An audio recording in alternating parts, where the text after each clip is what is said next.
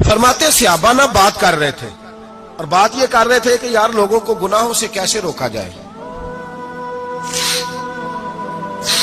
لوگوں کو گناہوں سے گفتگو صحابہ یہ کر رہے تھے۔ عبداللہ ابن عمر کہتے ہیں بیٹھے تھے اور یہ گفتگو کر رہے تھے کہ گناہوں سے پلاننگ جی ہوتی تھی، ان کی جو محفلیں ہوتی تھی نا بیٹھ کے، وہ خوش گپیاں نہیں ہوتی تھی بلکہ وہ تبلیغ کی، جدوجہد کی، لوگوں کو برائی سے منع کرنے کے لیے بیٹھتے تھے، اس پر منصوبہ بندی کرتے تھے، پلان کرتے تھے، آگے ترتیب دیتے تھے۔ گفتگو ہو رہی تھی تو اب آپس میں بات ہونے لگی کہ کون سا گناہ زیادہ برا ہے جس پر سب سے پہلے کام کیا جائے۔ تو دور ایک صحابی بیٹھے تھے، ان کا نام تھا عبداللہ ابن عمر، ایک عبداللہ بن عمر ہے اور ایک عبداللہ ابن عمر ہے۔ حضرت عبداللہ ابن عمر دور بیٹھے تھے، بڑے سمجھدار سیانے باریک بین آدمی تھے۔ تو حضرت عمر فاروق اپنے بیٹے سے کہنے لگے جا عبداللہ ابن عمر سے پوچھ کے آ کہ سب سے سخت گناہ کون سا ہے۔ توجہ ہے میرے بھائیوں، ادھر دیکھیے گا میری جانب، پوچھ کے آ کہ سخت گناہ کون سا ہے۔ عبداللہ بن عمر رضی اللہ تعالیٰ عنہ کی خدمت میں جب عبداللہ ابن عمر گئے تو جا کے کہنے لگے کہ صحابہ پوچھتے ہیں کہ آپ نے زیادہ وقت گزارا ہے نبی رحمت صلی اللہ علیہ وسلم کے پاس، تو بتلائیے برا گناہ کون سا ہے، سب سے سخت گناہ، تاکہ سب سے پہلے اس پر پابندی لگائی جائے، اس پر محنت کی جائے۔ تو حضرت عبداللہ ابن عمر کہنے لگے صحابہ کو جا کے بتا دو کہ سب سے برا گناہ شراب پینا ہے، سب سے برا گناہ، اور یہ ام الخبائث ہے، برائیوں کی جڑ ہے، گناہوں کی ماں ہے، یہ بنیاد ہے، باقی گناہ اسی سے شروع ہوتے ہیں۔ کہتے ہیں میں نے آ کے بتایا تو حضرت ابو بکر صدیق رضی اللہ تعالیٰ عنہ سیدنا فاروق اعظم کہنے لگے خود جاتے ہیں، ان کے پاس خود جاتے ہیں، چونکہ ہم نے بات سننی ہے ہم خود جاتے ہیں اور ان سے جا کر کے سوال کرتے ہیں کہ اگر آپ کو اس تفصیل کا پتہ ہے نا تو اس کے پیچھے بھی کوئی تفصیل ہوگی جو میرے نبی پاک نے بیان کی ہوگی صلی اللہ تعالی علیہ وسلم، اس تفصیل کا بھی آپ کو پتہ ہوگا جو نبی پاک نے بیان کی ہوگی، اس بات کے پیچھے جو بیک گراؤنڈ ہے، جو پس منظر ہے۔ فرماتے ہیں کہ ہم اٹھے، عبداللہ ابن عمر کے پاس گئے، ان سے جا کے پوچھا کہ جناب آپ نے یہ تو فرمایا ہے شراب ام الخبائث ہے، تو اس کے پیچھے پس منظر کیا ہے؟ تو عبداللہ ابن عمر کہنے لگے یہ میں نے اپنے پاس سے نہیں کہا، یہ میں نے نبی پاک سے سنا ہوا ہے۔ حضور سید عالم صلی اللہ علیہ وسلم بیٹھے تھے تو حضور نے فرمایا شراب، یہ نشہ، یہ برائیوں کی ماں ہے۔ اور پھر حضور نے ایک مثال بیان فرمائی، نبی رحمت علیہ السلام نے فرمایا بنی اسرائیل کا ایک واقعہ ہے، ایک خوبصورت جوان تھا، ایک عورت کا دل آ گیا اس پر۔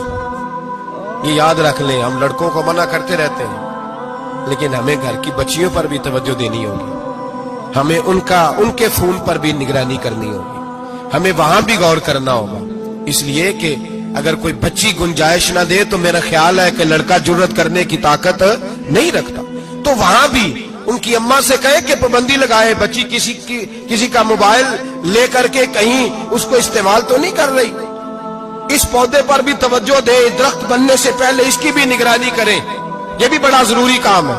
عورت کا دل آ گیا تو نبی پاک علیہ الصلوۃ والسلام فرماتے اس نے کوئی بہانہ لگایا، کسی کو کہا کہ اس نوجوان کو بلا کے لاؤ، اس کے کہو کہ ہم نے کوئی گواہی لینی ہے تجھ سے۔ وہ نوجوان آیا، ایک کمرے میں داخل ہوا تو اگلے کمرے میں لے گئے، وہاں داخل ہوا تو اس سے اگلے کمرے میں لے گئی، وہ داخل ہوا تو اسی طرح 7 مکفل کمروں میں لے گئی۔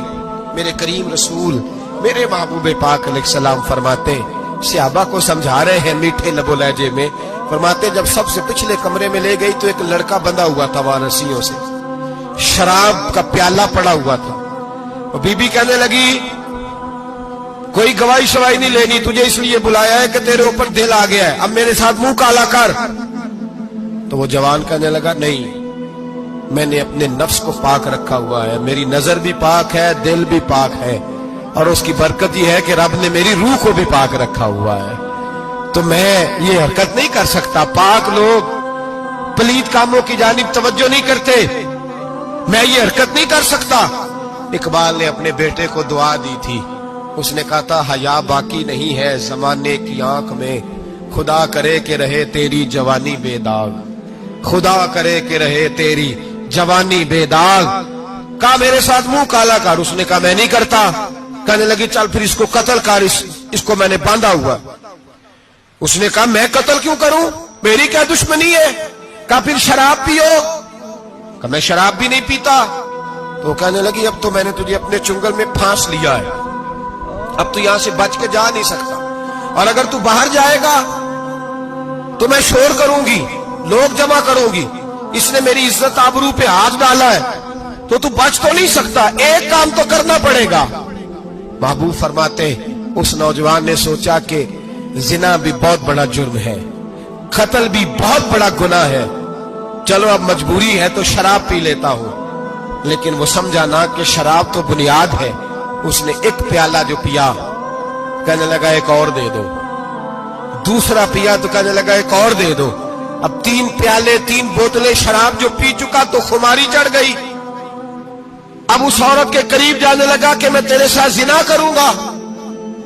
उसने कहा जब तक मैं करीब नहीं आने दूंगी जब तक तू इसे कत्ल न करे। उसने उसे कत्ल भी किया, जिना भी किया। तो महबूब फरमाने लगे ये कत्ल और जिना जो हुआ है तो ये शराब की वजह से हुआ है।